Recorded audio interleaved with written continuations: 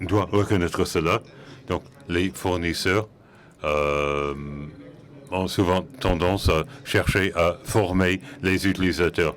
Donc, bon, mais est-ce que c'est vraiment une vraie formation? Est-ce que c'est une formation machine? On abordera cette question. Donc, on va passer 2 minutes à voir ce qu'on fait ici et ça va expliquer pourquoi on est tellement content de vous voir ici. Donc, je vais appuyer sur le bouton et cela explique pourquoi on sommes présents ici. Moi, je fais partie d'une association, Gutenmeyer également, de Pacte for Food. Nous avons également des entreprises et il y a des associations professionnelles. Et comme vous voyez, on s'occupe de l'enseignement. Par exemple, voici ce qu'on fait depuis 2 ans chez nous, l'NVC. Bon, et il y a la possibilité de le faire en ligne. On peut le faire chez soi, en entreprise ou n'importe où, même en vacances.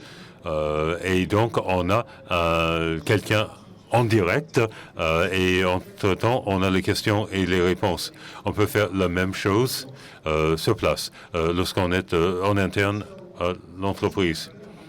Donc, voici les membres de notre panel de partout. Ils se sont présentés et on va passer une quinzaine de minutes à parler de façon suivante.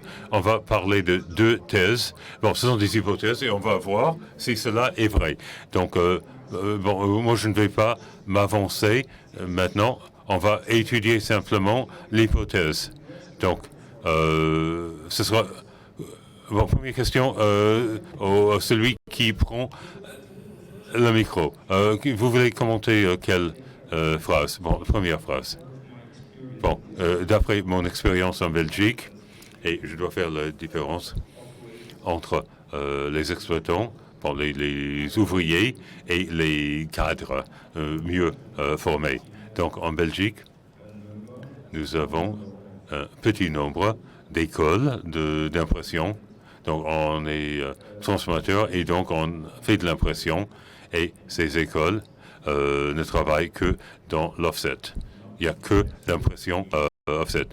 Pas d'Helio, pas de Flexo, pas les technologies modernes, parce que les enseignants ne connaissent que l'offset. Donc, j'explique aux dirigeants de ces écoles, vous êtes en train de former des chômeurs futurs. Ce sont des gens qui seront au chômage. Bon, ce sont des technologies anciennes, des technologies révolues. Donc, on aide ou on essaie de les aider. Bon, écoutez, on arrivera avec des spécialistes pour chaque domaine. Et même cela ne suffit pas. Ils disent, non, mais il faut nous apporter les machines. Apportez-nous les machines, les presses, et on pourra enseigner l'Helio. Bon, j'ai une question pour GD, parce que GD s'occupe du commerce électronique. Raja travaille dans ce domaine-là. C'est quelque chose qui n'existait pas il y a une dizaine d'années. Qu'est-ce que vous auriez à dire concernant la formation concernant les technologies anciennes et évolues et les besoins d'avenir? Bon, d'abord, il faut faire la distinction entre la formation de vos salariés. Vos salariés doivent recevoir des rappels sans cesse concernant les capacités des machines, des produits, les cahiers des charges, l'environnement en évolution de nos clients. Mais d'autre part, nous avons également tenir compte de nos clients. Les besoins changent, les technologies changent et Rayapac a 40 000 clients. Donc, si nous laissons notre base de données sans le tenir ou le maintenir à jour, au bout de 6 mois, 80% de notre base de données serait périmée.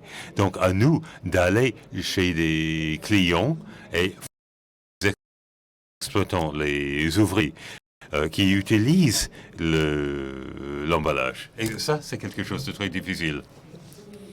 Avec les entreprises, on a une telle turnover. Il y a des mutations, il y a des arrivants, il y a ceux qui arrivent, il y a ceux qui partent, il y a des nouveaux. Et donc, si on veut quelqu'un qui explique ce qu'est un produit, comment ça fait, des problèmes. Il y a aussi ceux qui vont utiliser les produits et il faut qu'ils puissent se communiquer. Mais vous avez dit quelque chose d'important. Vous avez dit qu'il y a 40 000 clients. Il y a combien de personnes qui travaillent chez Raja Pak? Bon, on a 160 dans les pays Benelux. Donc, disons, en moyenne, chacun aurait 2000 clients à suivre. Non. Bon, bien entendu, heureusement, tous les besoins en emballage ne sont pas des problèmes complexes. Parfois, on peut faire l'emballage de façon efficace sans que ça coûte très cher. Il peut y avoir quelqu'un qui a 5 bouteilles de gin à envoyer dans une autre ville des Pays-Bas et il pourrait répondre à leurs besoins d'emballage en payant 1 euro, 2 euros. Mais ce sont les grandes entreprises qui auraient des risques de casse de produits ou pour lesquels l'emballage pourrait s'avérer trop cher. Ce sont ces entreprises-là qui ont besoin de former le personnel. Et parfois, un autre danger, c'est qu'il pourrait y avoir trop de choix. Donc, parfois, s'il y a un élément emballé, il pourrait y avoir un choix de 20 cartons. Et donc, les gens pourraient perdre énormément de temps s'il fallait passer entre les emballages pour trouver le bon. Donc, il faut former les gens à ce sens, à faire ça aussi. Mais vous ne dites pas qu'il n'y a que les grandes entreprises qui ont besoin de formation parce que ce sont les grandes entreprises qui font des fautes. Non, les petites entreprises ont besoin de conseils, de solutions rapides pour que ça marche bien. Et puis, et les autres entreprises, pas forcément de très grandes entreprises, mais des entreprises avec des grands volumes d'expédition, ils ont besoin de conseils d'un spécialiste et ils ont besoin de profiter de la formation de quelqu'un. Bon, Alain, est-ce que vous pourriez parler de cela? Vous avez dit que vous êtes le numéro 1. Bon, la formation doit se faire tout au long de la chaîne, au niveau des achats, au niveau des exploitants. Donc, on dit qu'on est près du client. On dit qu'on sait exactement ce qui se fait chez le client. Et autrefois, nous avions nos commerciaux qui aidaient à faire des choses. Mais nous, on constate maintenant on doit connaître ce qui se passe. On doit être bien formé pour que qu'on puisse apporter des solutions. Bon, le Kenyan a parlé de la nécessité de cela en ce qui concerne l'amélioration de la qualité. Et si on regarde ce qu'on dit, vraiment, ce qu'on entend par le terme proximité client, il faut savoir ce qui se passe et c'est la formation seule qui peut apporter une solution. Donc, est-ce que votre formation est indépendante ou est-ce que vous faites ça en interne? J'aimerais expliquer qu'il est très important de former les professionnels, les cadres, les techniciens, pas ceux qui sont sur la chaîne. Il est très difficile de faire une formation un à un pour cette industrie. Il y a beaucoup de choses. Vous ne vendez pas des boîtes. Vous vendez une fonctionnalité. Pour l'emballage agroalimentaire, il faut connaître l'agroalimentaire.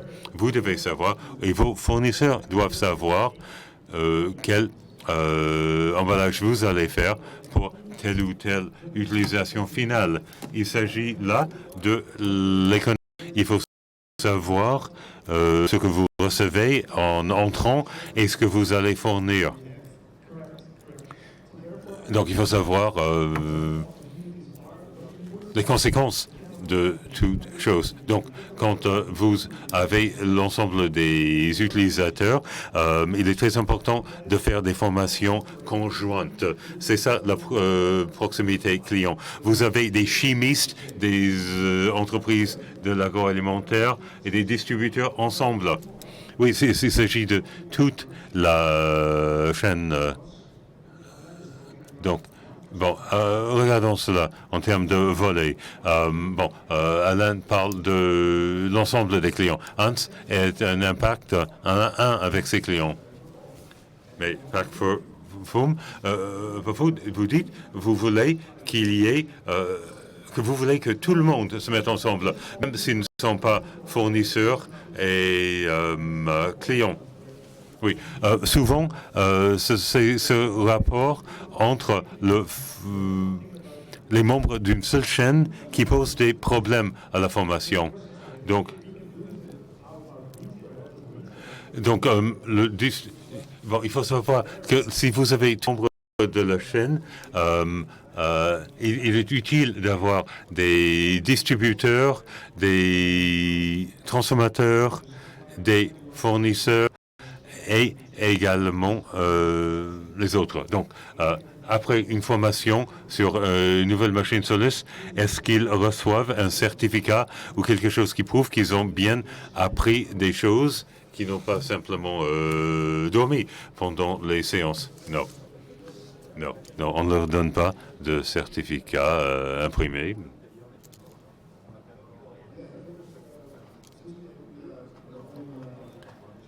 Bon, puisque nous avons Depuis qu'on a les commerciaux en France, on a de la chance. Parce qu'en France, il y a une formation subventionnée. Donc, tout salarié a le droit à une formation. Donc, il y a un système où cela est subventionné. Et donc, après ces formations-là, on délivre un certificat expliquant qu'ils ont bien suivi le cours, qu'ils ont réussi cela. Mais pour le client, l'essentiel, c'est de bénéficier d'un programme structuré pour l'entreprise. Il peut y avoir différents niveaux. Le niveau des exploitants, la maintenance, les électriciens, et au niveau des automates également. Donc, on a des programmes pour l'ensemble de ces publics. On a dit également que si on assiste à une telle formation,